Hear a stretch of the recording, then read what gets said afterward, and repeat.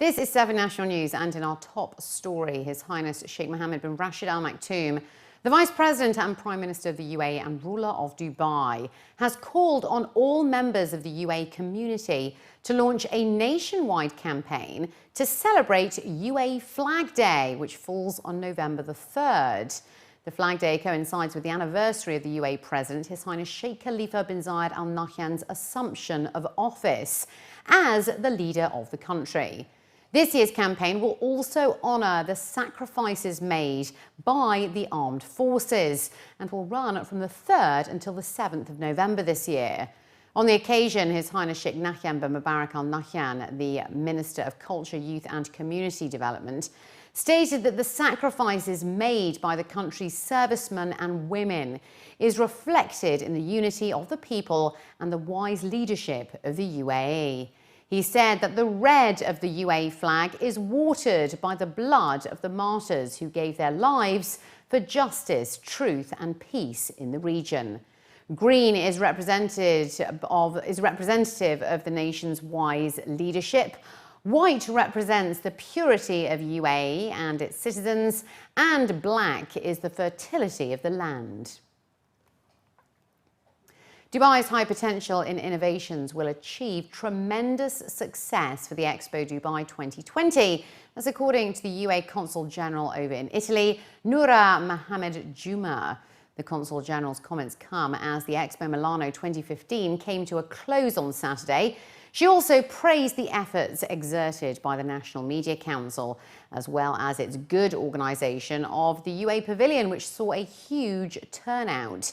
In her remarks to Emirates news agency WAM, she said that the UAE will impress the world during the Expo 2020 Dubai, expressing her confidence in the high level of renowned and innovative capabilities that Dubai has and in its potential in organising international exhibitions and conferences, which will bring about great success.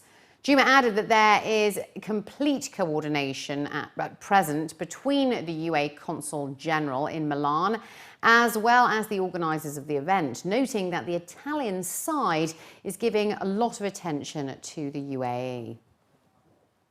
The Ministry of Education is drafting a new code of ethics and professional conduct that defines teachers' duties and rights to ensure a smooth and modern learning process, providing stability and protection from any unacceptable practices within all schools.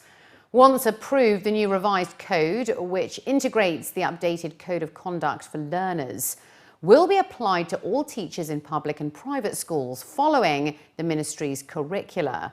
The Ministry will explore and probe ideas as well as proposals that it receives in order to come out with a proper and modern code.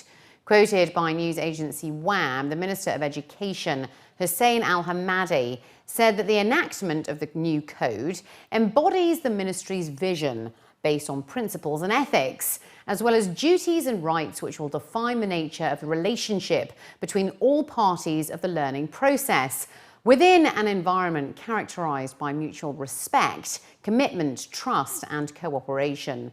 The new code will define, among other objectives, basic requirements for recruitment, conduct, technical competencies, teachers' professional and admin responsibilities, including maintaining order, discipline and the safety of learners, as well as the teachers' roles and obligations towards students and school. Emirates Airline and Flydubai have joined European airlines, Air France and Lufthansa, in avoiding the airspace over the Sinai Peninsula following the crash of a Russian passenger plane on Saturday.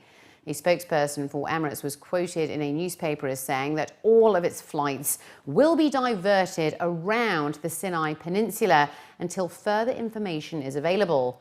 Similarly, Flydubai has also confirmed that its flights have been diverted away from the area and they will continue to monitor the situation closely. The Russian Kogali Mavia flight 9268, carrying 224 people, crashed shortly after taking off from Sharm el-Sheikh in Egypt over the weekend. It was scheduled to land in the Russian city of St. Petersburg. Dubai Healthcare City's latest survey shows that 9 out of 10 patients are satisfied with the level of care on offer. The survey was made through face-to-face interviews with 500 patients via a questionnaire, distributed across 6 categories of hospitals and clinics in the DHCC, and selected on the basis of footfall. The findings also showed that the majority of patients are willing to recommend the facilities to friends and colleagues, while the highest satisfaction was observed in care treatment, staff healthcare practitioner interaction, and areas of safety and hygiene. The survey also provided an insight into the patient profiles, with a majority represented by Asian expats, followed by Arab expats, Emiratis, and then Western expats. The top 3 reasons for visiting were pre-scheduled appointments, followed by checkups for a current medical condition, as well as routine checkups. The identified areas to increase satisfaction, however, included directions or signage within and outside of the DHCC, and an external factor, which is access to public transport. More than 50,000 Bangladeshi expats have yet to convert their old handwritten passports with machine-readable digital ones. According to a local daily, the international deadline for replacing the old passports ends on November the 24th, after which no one will be allowed to travel with an old document in accordance with the International Civil Aviation Organization rules. The Bangladeshi embassy over in Abu Dhabi has stressed that it will continue to receive old documents for replacement after the deadline, which will mean that people have to wait up to 6 weeks to get a new travel document in order to travel.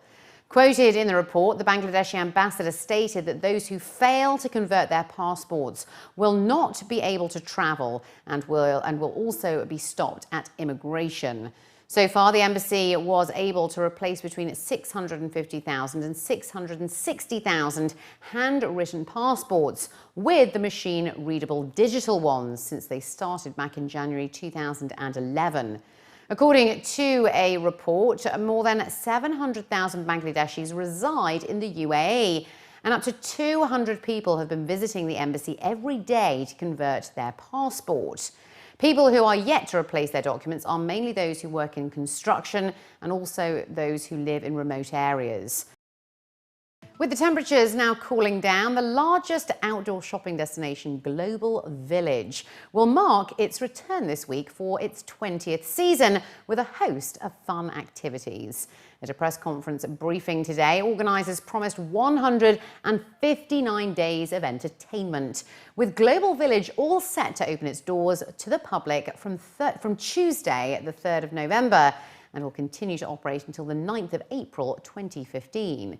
This year's Global Village will feature 32 pavilions representing around 75 countries, with Russia and Japan as the latest additions, while Indonesian and Palestinian pavilions will return this year.